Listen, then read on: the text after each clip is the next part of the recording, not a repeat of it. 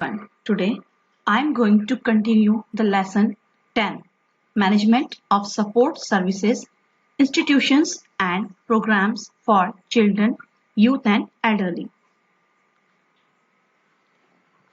जैसा कि मैंने आपको पहले बताया था इस लेसन में कि वल्नरेबल के बारे में हम बात कर रहे थे कि यूथ वल्नरेबल क्यों है। आज हम इसके बारे में पढ़ेंगे। इससे पहले मैंने आपको बताया था कि चिल्ड्रन कैसे वल्नरेबल बनते हैं। ठीक है, तो अब देखिए, जैसे मैंने चिल्ड्रन के बारे में बताया था कि बहुत सारी फैक्टर्स थे, बहुत सारे, जिससे कि बच्चे क्या होते हैं, वल्नरेबल बनते हैं। जैसे उनकी पॉवर्टी के कारण या कुछ उनके पेरेंट्स नहीं उनके साथ में, तो बहुत सारे ऐसे रीजन थे। और उनके लिए गवर्नमेंट या नॉन गवर्नमेंट ने ऐसे कौन से स्टेप लिए हैं या ऐसे कौन से इनिशिएटिव लिए हैं जिसके कारण उनको केयर या प्रोटेक्शन दिया जाए। तो आज हम बात करेंगे व्हाई आर यूथ वल्नरेबल कैसे बनता है कोई यूथ।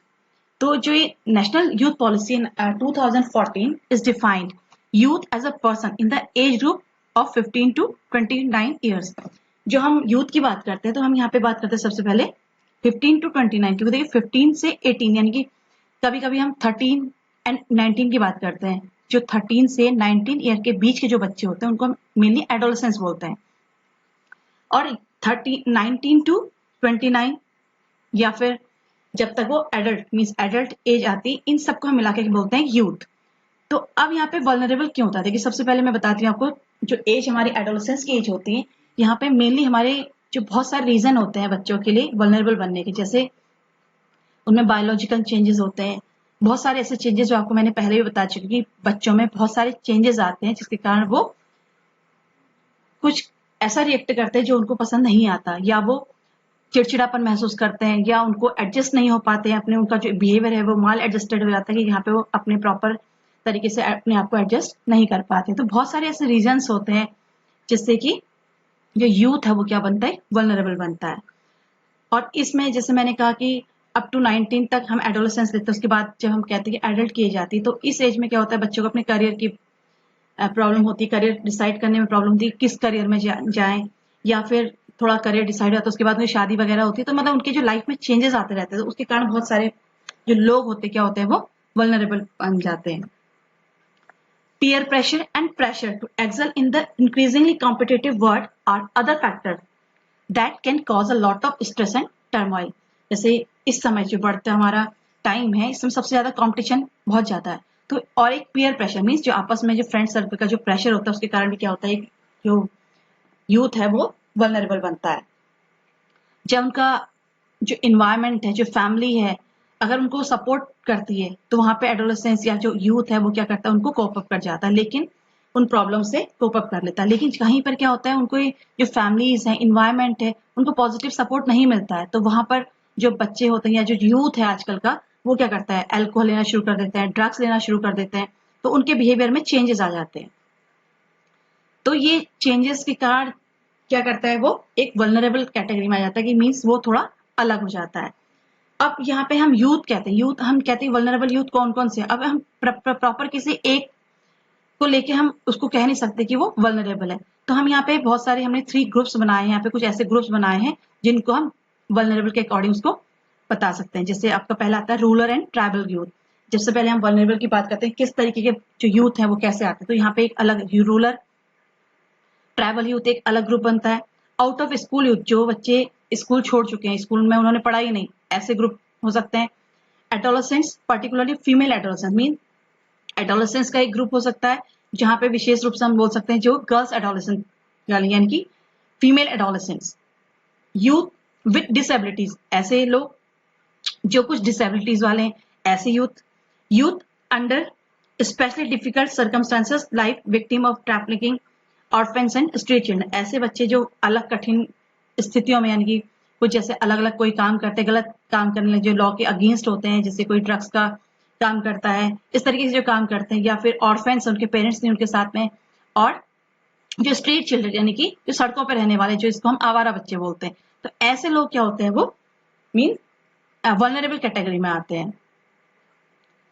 तो ऐसे लोगों के लिए, जैसे मैंने कहा कि अभी जैसे हमने पहले भी पढ़ा था कि कुछ ऐसे इनिशिएटिव्स गवर्नमेंट और नॉन गवर्नमेंट ऑर्गेनाइजेशन के थ्रू लिए गए हैं, जिससे कि उन बच्चों के लिए, जैसे मैंने बच्चों के बारे में पहले बताया था कि बच्चों के प्रमोशन के लिए मीन्स उनको केयर करने के लिए, उनकी प्रोटेक्शन के लिए कुछ ऐसे ऑर्गेनाइजेशंस बनाए गए हैं जहाँ पे उनका देखभाल की जाए। तो ऐसे कुछ प्रोग्राम्स जो है यूथ के लिए बनाए गए हैं जिससे कि उनका डेवलपमेंट हो सके प्रॉपरली, जहाँ पे वो उनको कुछ ऐसी चीजें बताई जा सके जिससे उनका ऑल ओवर डेवलपमेंट हो चुके, उनको लाइवलीहुड यानी कि करियर में उनके वो चीजें काम आ सके, वोकेशनल ट्रेनिंग उनको दी जाए जिससे कि वो आगे आने वाले समय पर अपना वो प्रॉपर जीवन को चला सके अपने। तो ऐसे कुछ प्रोग्राम्स क्या हैं हमारे यूथ के लिए भी गवर्नमेंट के थ्रू बनाए गए हैं। तो ऐसे कौन से प्रोग्राम्स हैं यूथ प्रोग्राम्स इन इंडिया? तो सबसे पहले बताती हूँ जैसे नेशनल सर्विस स्कीम NSS। तो NSS जो हमारी स्कीम है तो ये गवर्नमेंट के द्वारा चलाई गई स्कीम है, और ये जो स्कीम है हमारी means national saving service scheme है, ये मेनली कॉलेज लेवल के स्टूडेंट्स के लिए है। ये प्रोग्राम जो है हमारे कॉलेज लेवल में, जैसे स्कूल लेवल पे जो बच्चे पढ़ते हैं उनके लिए प्रोग्राम होता है। जैसे मैंने कहा था अभी 13 to 19 ईयर्स हमने दो पार्ट में डिवाइड करते हैं, तो 13 to 19 एंड उसके बाद तो 13 to 19 के जो बच्चे होते हैं मोस्टली स्कूल में होते हैं, कॉलेजेस में होते हैं। तो ये जो प्रोग्राम है उनके लिए बनाया गया है। अब इस प्रोग्राम को बनाने के लिए ये कि जो इस प्रकार के बच्चे हैं तो उनको थोड़ा डेवलपमेंट यानी कि उनका मेंटल डेवलपमेंट हो, फिजिकल डेवलपमेंट हो, इसके लिए उनको बहुत सारे ऐसे काम भी कराए जाते हैं जैसे कोऑपरेशन सीखते हैं, टीम वर्क सीखते हैं, वोकेशनल के बारे में कुछ सीख सकते हैं। तो इसमें सबसे पहले क्या होता है, ऐसे काम इसमें आते हैं जैसे सड़कों का निर्माण है उनकी मरम्मत करना है, या कोई स्कूल बिल्डिंग बन रही वहां पे काम करना है, जो विलेजेस में पॉन्ड्स वगैरह है उनके काम में कर सकते हैं, उसको सफाई का काम कर सकते हैं, प्लांटेशन का काम कर सकते हैं, पॉन्ड्स वगैरह सफाई का कुछ भी ऐसा काम कर सकते हैं। यहाँ पे वो क्या सीखते हैं, इससे कोऑपरेशन वगैरह सीखते हैं। कभी कभी जैसे हमारे हॉस्पिटल से रिलेटेड भी वर्क इसमें होते हैं, हेल्थ से रिलेटेड वर्क होते हैं इसमें, जैसे आपका इम्यूनाइजेशन है, इस टाइप के काम भी यहाँ पे इनसे करवाए जाते हैं जिससे कि उनमें कोऑपरेशन की एक जो फीलिंग है वो क्या होती है, डेवलप होती है। तो इसमें क्या है कि जो हमारे इसके अंतर्गत मीन्स जो ये हमारी नेशनल सर्विस स्कीम है इसके अंदर ऐसे लोगों को सहायता की जाती है जो जो सोसाइटी में क्या है कोई इकोनॉमिकली थोड़ा वीक है। तो इनकी जो सहायता वो किसके थ्रू की जाती है, हमारे NSS यानी कि इन विद्यार्थियों के द्वारा, इन स्टूडेंट्स के द्वारा उनकी हेल्प की जाती है। नेक्स्ट आता है हमारा the national service volunteer scheme. तो ये स्कीम जो हमारी ऐसी अपॉर्चुनिटीज प्रोवाइड करती है जैसे उन बच्चों के लिए, उन जो यूथ के लिए जो या तो अपनी डिग्री को कंप्लीट कर चुके होते हैं या फिर वो 1 या 2 साल के लिए काम करते हैं। और ऐसे लोग किसमें काम करते हैं, हमारे जैसे नेहरू युवा केंद्र हमारे बने, नेहरू यूथ सेंटर्स हमारे लिए बनाए गए हैं जिसमें ऐसे लोग काम करते हैं। तो इसके अंदर क्या होता है कि ऐसे इनको प्रोग्राम्स कराए जाते हैं वहां पे, और यहाँ पे यूथ क्लब्स वगैरह भी बनाए जाते हैं, और कुछ ऐसे जो हम कहते हैं प्रोग्राम्स ऐसे चलाए गए हैं जिसमें कि यूथ इसमें प्रॉपरली काम करते हैं। और इसमें इस वर्क में जैसे मैंने कहा कि नेहरू युवा सेंटर्स जो बने इनमें इन लोगों को वोकेशनल ट्रेनिंग दी जाती है, या उसमें जो विलेज एरिया है वहां के बच्चों स्पोर्ट्स में उनको डेवलपमेंट के लिए उनको बढ़ावा दिया जाता है कि स्पोर्ट्स आदि में आगे आए बच्चे, और ऐसे जिससे कि उनका पर्टिकुलर कहीं ना कहीं से उनका डेवलपमेंट हो। तो इसका क्या उद्देश्य है, मेनली जो उसका जो एम हम कहते हैं इसमें हमारे इनका है कि डेमोक्रेसी के बारे में बताना उनको, या फिर इनको हमारे सोसाइटी के बारे में। तो इन सब चीजों को बारे में जान के क्या होगा, उनका प्रॉपर क्या होगा, उनका डेवलपमेंट है। जैसे ये है सेल्फ रिलायंस है, सेक्युलरिज्म है, सोशलिज्म है, democracy, national integration and development of scientific temper. तो इन सबको बारे में उनको क्या है जानकारी देना जिससे कि उनका प्रॉपर डेवलपमेंट हो जाए। अब इसमें क्या होता है, जो हमारा यूथ है इसमें जो यूथ है हमारा क्या होता है, वो एक्टिवली इसमें वर्क करता है, मीन्स उसका जो काम होता है वो उसमें वो एक्टिवली इसको परफॉर्म करता है, और जिससे कि वो समाज के रूप में यानी कि सोसाइटी को क्या करे, कहीं ना कहीं से भी थोड़ा हेल्प मिल सके, और सोसाइटी के लिए ये पर्सन क्या होते हैं, थोड़ा हेल्पफुल हो जाते हैं यानी कि यूजफुल हो जाते हैं। नेक्स्ट आता है हमारा प्रमोशन ऑफ एडवेंचर, मीन्स साहसिक कार्य, मीन्स जहाँ पे एडवेंचर हो ऐसे वर्क को क्या करना, प्रमोशन करना यानी कि प्रमोट करना।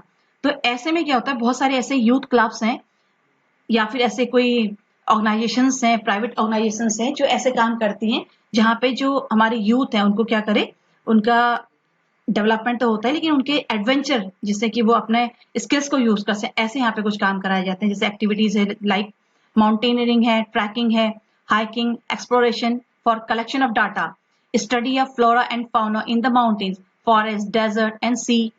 तो ये सारी चीजें कि यहाँ पे वो प्रॉपर वर्क किया जाता है एक इसमें एडवेंचर के रूप में, जैसे माउंटेनियरिंग है और यहाँ पे कुछ स्टडी भी है फ्लोरा और फाउना की, एक माउंटेन के अकॉर्डिंग उसके वहाँ के सारे जो हमारे फ्लोरा है फाउना उसके बारे में स्टडी करना, किसी चीज का डाटा कलेक्ट करना, ये सारी चीज के अंदर आती है हमारे जहाँ पे इसमें जो लोग हैं।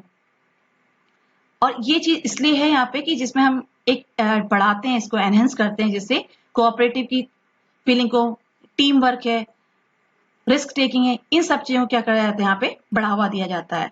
तो ऐसे कामों में जो ऐसे कोई जैसे ऑर्गेनाइजेशन जो भी इसमें काम करवाती हैं, वो चाहे प्राइवेट ऑर्गेनाइजेशन, तो यहाँ पे इस काम के लिए गवर्नमेंट भी ऐसे इंस्टीट्यूशन की हेल्प करती है। नेक्स्ट आता है हमारा स्काउट एंड गाइड्स।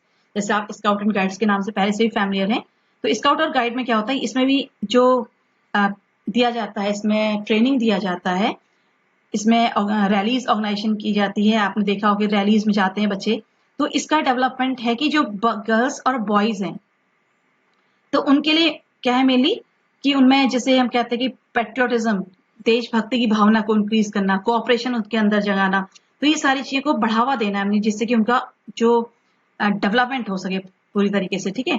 और उनमें इनका फिजिकल डेवलपमेंट होता है, मेंटल डेवलपमेंट होता है, और उनके अंदर क्या होती है सोसाइटी के अकॉर्डिंग उनके सोशल सर्विस की उनके अंदर क्या होती है भावना एक पैदा होती है कि वो सोसाइटी के लिए वो सर्विस करें, यानी कि सोशल सर्विस करें जिससे समाज को कुछ फायदा हो। तो ऐसी फीलिंग को डेवलपमेंट करना किसका काम होता है, हमारे स्काउट एंड गाइड का।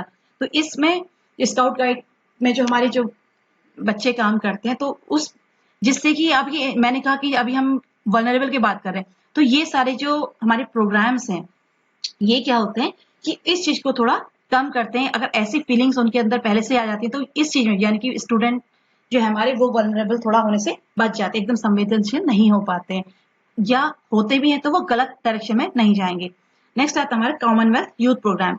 कॉमनवेल्थ यूथ प्रोग्राम ऐसे प्रोग्राम्स है हमारे, तो इसमें जो इंडिया है, इंडिया भी क्या करता है, एक ऐसे काम कर रहा है, इंडिया के लोग भी क्या कर रहे हैं, पार्टिसिपेट कर रहे हैं कॉमनवेल्थ यूथ प्रोग्राम में। और इसका एम क्या है कि जो यूथ है उसका जो डेवलपमेंट है वो हो, और वो क्या करे ऐसी कंट्रीज में जो कॉमनवेल्थ कंट्रीज है उनके साथ भी वो काम कर सके और उनको समझ सके और कोऑपरेशन वहां पे वो कर सके अपना।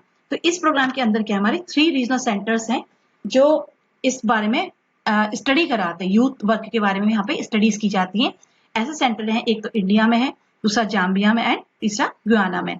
जो इंडिया में जो हमारा रीजनल सेंटर है वो है आपके चंडीगढ़ में, जिसका नाम है the Asia Pacific regional centre. Next आता हमारा promotion of national integration. Promotion of national integration में क्या है, तो इस स्कीम के अंदर क्या किया जाता है कि जैसे हम कहते हैं कि एक फील्ड यानी कि एक जगह का जो लोग है या यूथ है वो दूसरी जगह के लोगों को भी अच्छे से पहचाने। तो इसके अंदर क्या किया जाता है, कुछ लोगों को या कुछ पर्सन को ग्रुप बना के क्या करा जाता है दूसरे स्टेट वगैरह में भेजा जाता है, जिससे कि वहां के कल्चर को भी वो समझ सके। अब धीरे धीरे क्या होता है कि और अलग एक जगह का जो कोई इंसान है, कोई पर्सन है, वो अपने कल्चर को तो जानता है, अगर दूसरे के कल्चर को भी जानेगा तो उसमें क्या है यूनिटी की भावना बढ़ती है कि हाँ ये हमारे देश का और यहाँ पे हमारे क्या है अलग अलग कल्चर्स हैं, इसको वो क्या करता है पहचानने की कोशिश करता है। और इसको अगर हम और इसमें भेजा जाता है पर्टिकुलर इंडिविजुअल के ग्रुप को भेजा जाता है, अलग अलग जो क्षेत्र से लोग होते हैं, अलग अलग स्टेट से जो लोग होते हैं उनको दूसरे स्टेट में भेजा जाता है, दूसरे कल्चर के बीच में भेजा जाता है, जिससे कि उस कल्चर को भी वो पहचान सके। इससे क्या होता है कि जो अगर इस तरीके से भेजा जाएगा, जैसे इसमें कभी कुछ कैंप्स भी ऑर्गेनाइज किए जाते हैं, सेमिनार्स करे जाते हैं, जिससे अलग अलग जगह से लोग आते हैं। इसमें अगर जो लोग हैं दूसरे कल्चर से आते हैं, वो एक नया कल्चर को सीखते थे, उससे हमारे पूरे देश में क्या होती है एकता की भावना उसके अंदर पैदा होती है, जिससे कि वो प्रॉपर हाँ हमारे देश में विभिन्नता यानी कि बहुत सारी डाइवर्सिटीज के कारण भी क्या हमारा देश एक है। तो ये सारी फीलिंग उसके अंदर लाने के लिए, उसके डेवलपमेंट करने के लिए ये सारे प्रोग्राम्स ऑर्गेनाइज किए जाते हैं। Thanks, and tomorrow we will continue the lesson and I will complete the lesson tomorrow. So watch this video properly and attentively, and I will ask questions, then you can give answer of the